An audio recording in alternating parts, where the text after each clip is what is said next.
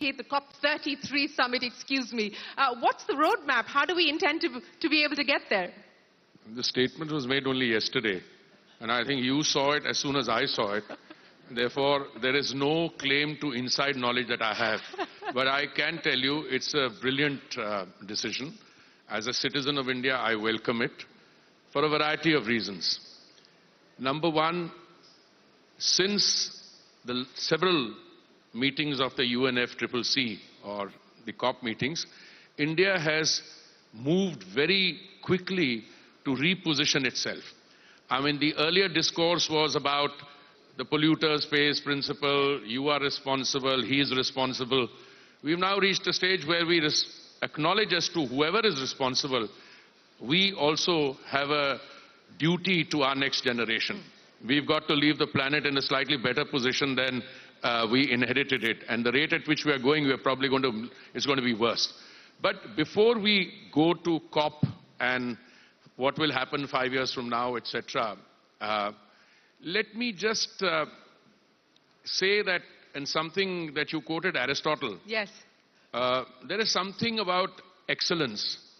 I don't know whether Aristotle said anything about it, but the kind of people, leaders of industry that you are honoring here today, they would have made a mark even if they had not been in India, they'd been in any other world. So let's start by applauding that. And now we see the entire ecosystem shifting from, fossil fuel to green, sustainable energy, from traditional polluting ways of doing business to this thing. So I think it's only appropriate that the Honorable Prime Minister has positioned India. I think he's put in a claim for the COP meeting in 2028. I believe there's a process which you have to undergo.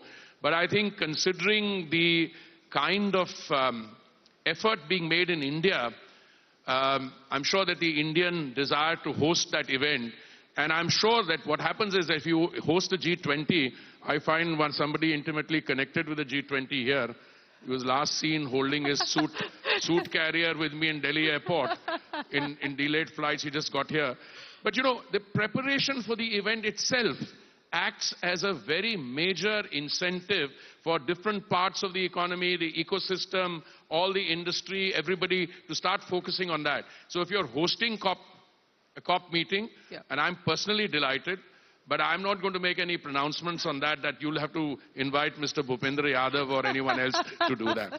Okay, I won't go down that road, so I won't ask you about future pronouncement, but let me ask you about what you are going to say. You are headed to COP right after this event. No, I keep having changes of plans all the time.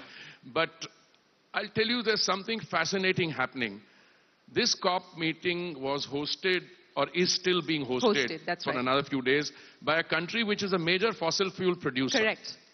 And yet that country wants to transition.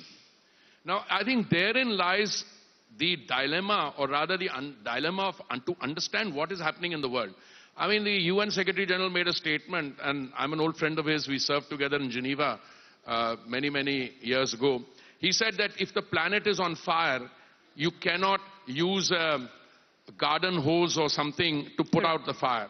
True, but we are living in a complicated world where almost any outlandish statement that you make could be true. You need to transition from fossil fuel to green energy. India is doing it faster. I also believe that when there's turbulence in the global market, the transitioning takes place faster. But you have to be realistic. If you were to suddenly stop the use of existing brands or kinds of energy, whatever they be, you would have chaos. You saw that during the economic meltdown. Once the economy closes down, then you move to a crisis in livelihood. So I think what we are needing to do, and I'm sure that the Indian position, which has always been forward-looking and constructive, we will navigate from the current situation. We already changed our position in Glasgow. I remember when the Honorable Prime Minister was on the flight between, I think, Paris and Glasgow. Suddenly, when he reached there and he made pronouncements, I think the bureaucracy was taken aback. Because he said you have to be part of the solution. And I think with India expecting to host the meeting in 2028, which will mean that you will have a more focused, vigorous Indian leadership of issues relating to climate change, both within the country and in the international arena. So you said we need